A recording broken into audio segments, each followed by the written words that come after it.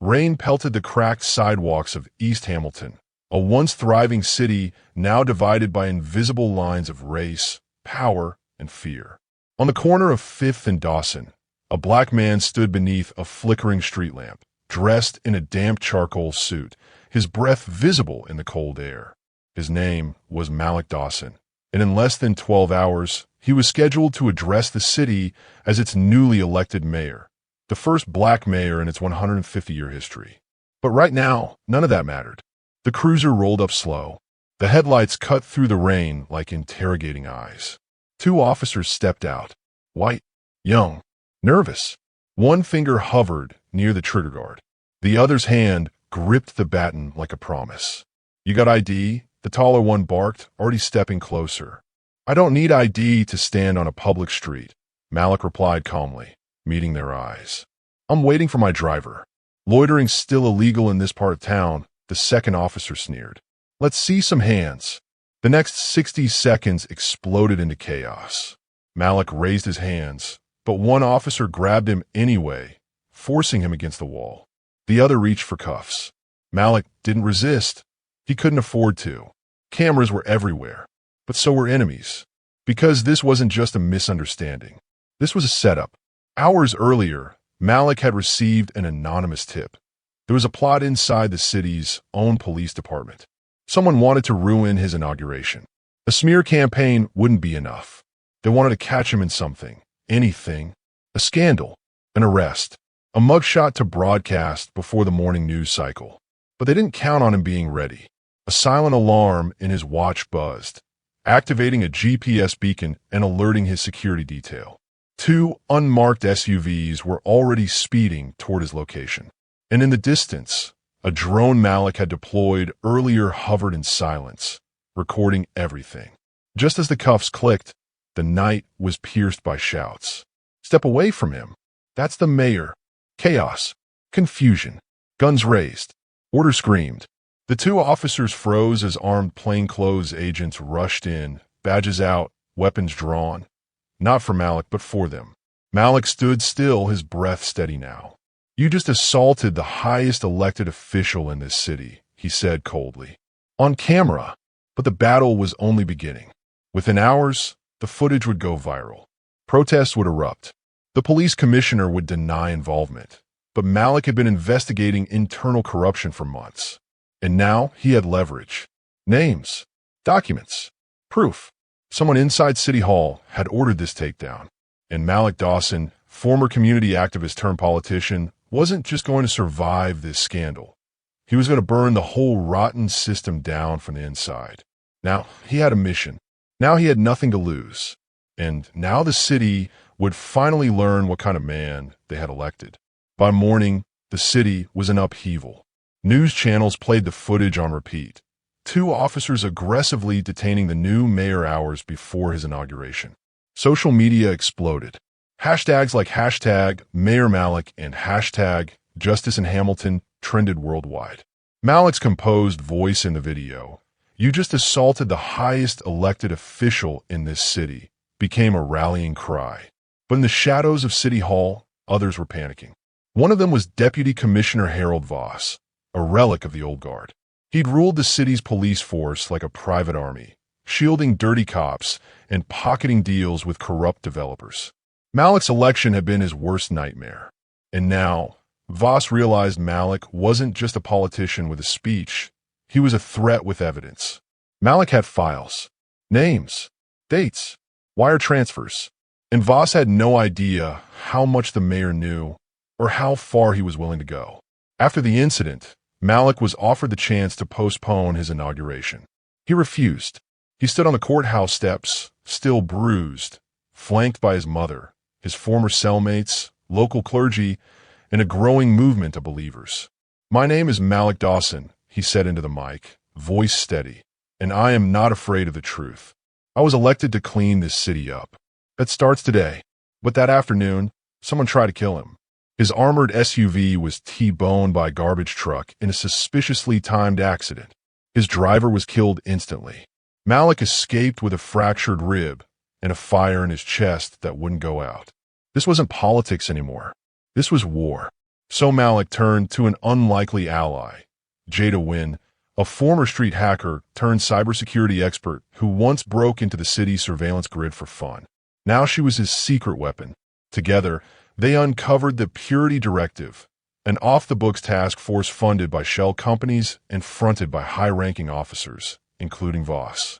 Their mission: suppress, intimidate, and if necessary, eliminate political threats to the old Hamilton.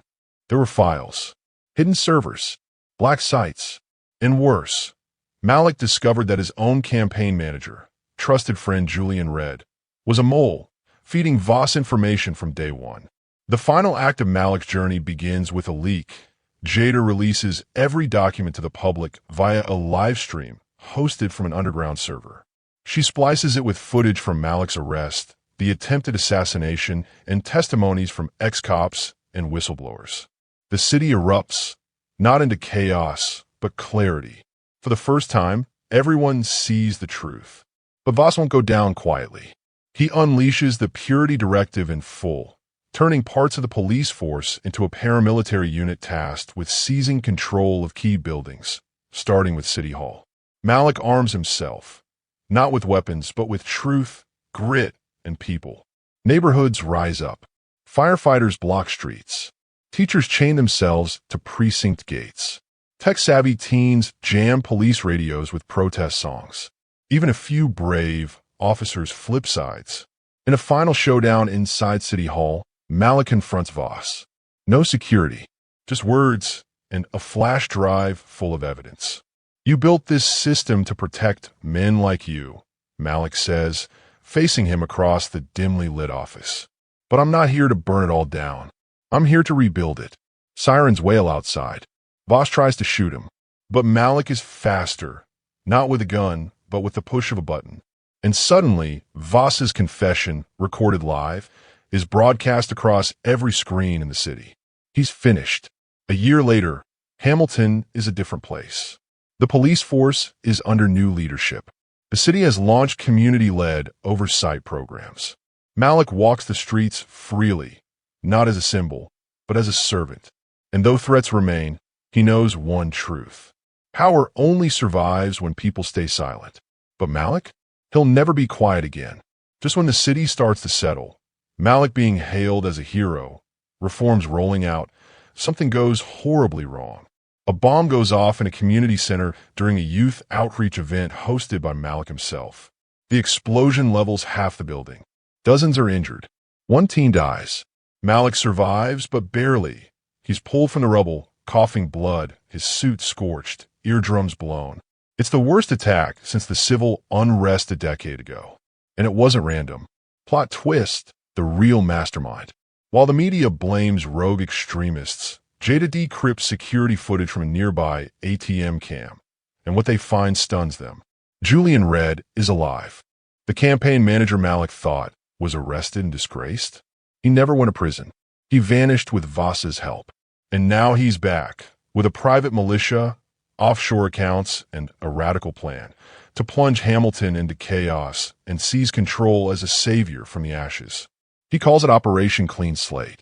Julian wasn't just a mole. He was the architect. Voss was just a puppet. Julian had played everyone. Final act: the siege of Hamilton. Julian's militia takes over a downtown skyscraper, the city's surveillance hub, shutting down emergency comms, hacking into streetlights, and launching cyber attacks on infrastructure. Power fails across districts. Helicopters circle the tower, but none dare approach. He broadcasts a message. Malik Dawson was just the beginning. The system can't be reformed. It must be wiped clean. Malik, battered but unbroken, suits up one last time. He puts on a bulletproof vest, holsters a sidearm, and with Jada, a few loyal cops, and community leaders turned fighters, he launches a covert assault on the tower, floor by floor. Explosions, smoke, silent takedowns, gunfire in the stairwells. Think the raid meets John Wick with a social conscience. Malik fights like a man with purpose, using fists, wit, and every ounce of fury he has left. He's not just fighting for justice. He's fighting for everyone who was ever told they didn't belong. Malik finds Julian in the server room, preparing to launch a citywide blackout and trigger chaos in nearby districts. You really think they'll rebuild for you? Malik asks, wounded but standing tall. Julian smiles. Not for me. For the idea. A system with no rules. They fight. Brutal. Raw. Brother against brother. Both once part of the same movement. Now divided by methods, power, and pain. Malik finally wins. But instead of killing Julian, he lets him live. Turns to the security camera, bloodied and breathing heavy. This is how you take back power. Not by becoming the monster, but by exposing it. Julian is arrested. Malik is re-elected in a landslide, but he declines a second term. Instead, he found a leadership academy for underprivileged youth, training the next generation of leaders. The city is still flawed, but it's awake. And Malik? He walks with a limp now, scar on his temple, but his eyes are clear, because he didn't just survive the system. He rewired it. The calm after fire, but not for long. 2 weeks after the tower's siege, the city of Hamilton breathes again, but with a tremble in its chest. Streets are clearing. Electricity is restored. Schools reopen. And for once, no helicopters hum overhead. Malik sits in a hospital bed, arm in a sling, ribs wrapped tight, watching the news in silence. The headlines finally say what they never used to.